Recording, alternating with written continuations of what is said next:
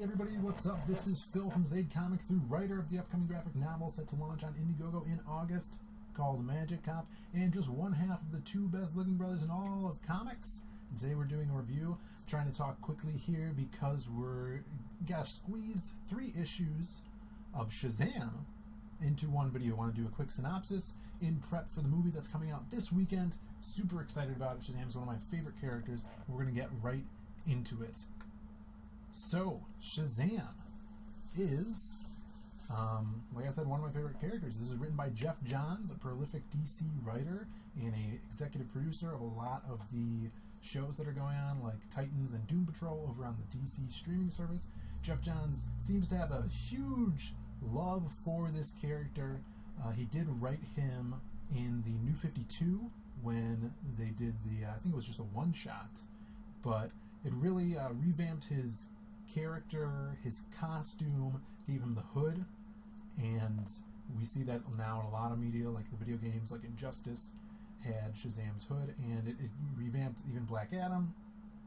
And Geoff really loves focusing on, especially in this story, we'll see in a little bit, the family. So let's get right into this. So we see there's a 2-page little recap of how Shazam got his powers. We see the wizard granting him his abilities, the rest of the magical beings that the wizard hangs out with, they're not there, it's just the wizard now, and Billy Batson gets his powers. But after those 2 pages, that was in the past, and now we're in the present. And we see that the Marvel family, like I said, this is a family book, is at a field trip at this history museum, and it's being robbed, being held up. Very weird that someone's holding up a museum here, but Freddy, one of Billy's foster brothers, is looking pretty excited because there's going to be some Shazam action. So if you don't know, Billy Batson is a part of this foster family that has, I think, like six siblings, all various ages, under one roof. And as we could see, these kids know about his powers because Billy turns into Shazam, he says the word, and the funny thing I love here is they actually address the fact that Shazam can't say his name. So Billy yells the name, turns into Shazam, and says, "Who the hell is that?" And then you're going to have to guess. I've been having a little bit of trouble saying my name lately. So the fact that the whole legal wrestling over the name Captain Marvel, because his character Shazam used to be originally named Captain Marvel, and because of Marvel Comics, they can't do that anymore. So everybody, it's always been a fun talking point where, like, how could Shazam say his name? Because if he says it, he's going to turn back into Billy. So they address it there. And all of his family members are now part of the Marvel family. So what Billy could do is he could break off parts of his magic and give it to his friends, his family members, but people he only truly cares for. And they also get some of the powers of the wizard Shazam. And they're going to wreck house right here. All his other classmates are freaking out. And Freddie and Mary, and one of them's named Eugene. And so they basically rip up all these thugs and save the day.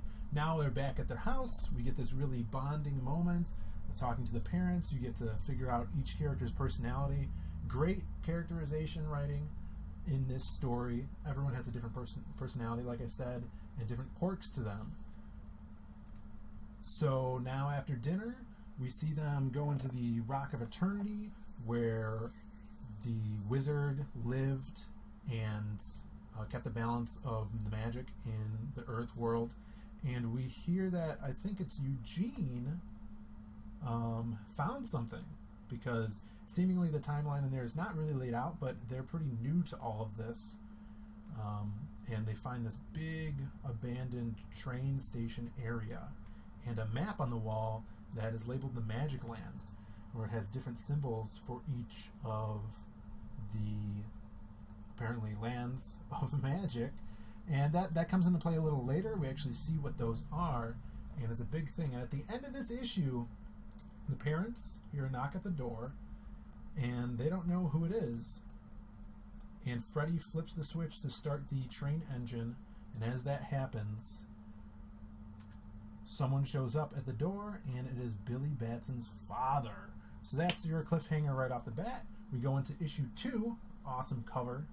Really digging these Marvel Family team-up covers.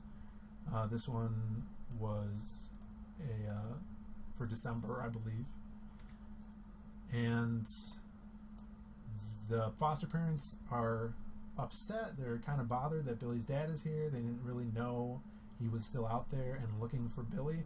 And they check upstairs, and all the kids are gone. So that's an issue.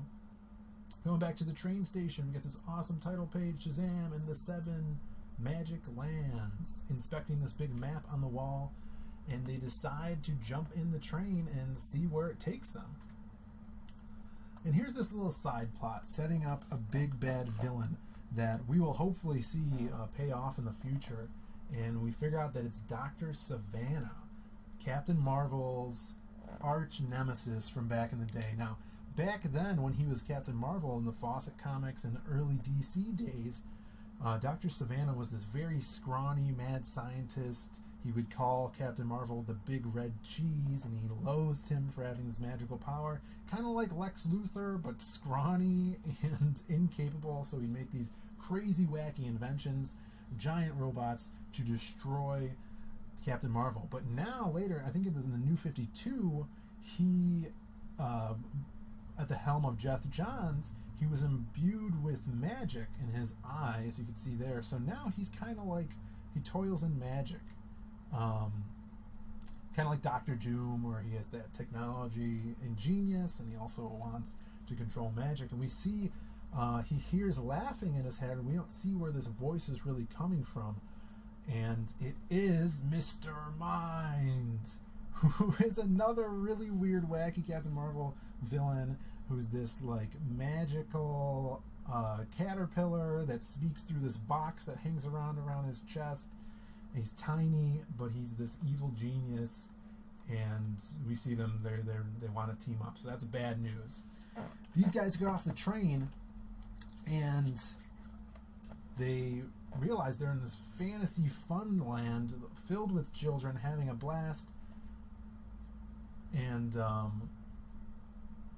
rides everywhere and so on and so forth. We'll come back to that later, but then jump back into the doctor's office with Dr. Savannah and Mr. Mind, and Mr. Mind tells them they need the tongue of a medicine man. And so the real reason they came there is to rip out this guy's tongue, and they do.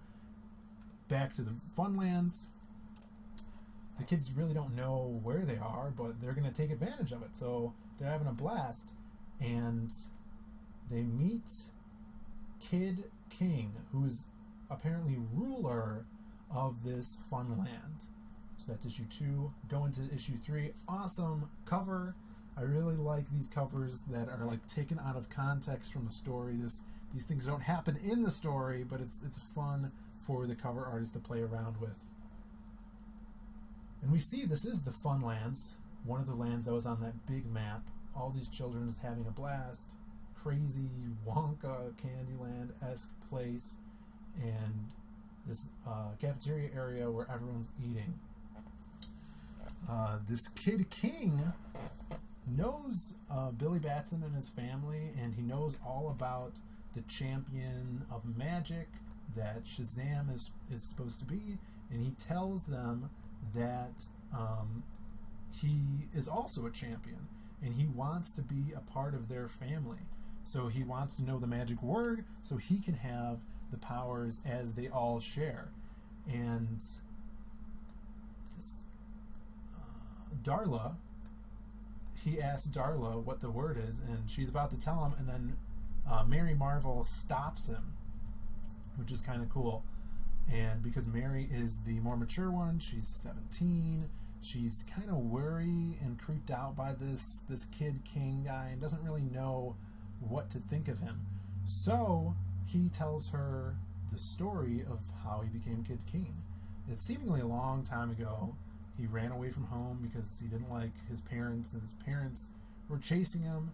They caught him, and he was teleported into this void land, and this wish scepter, this wishing stick, as he calls it, he found.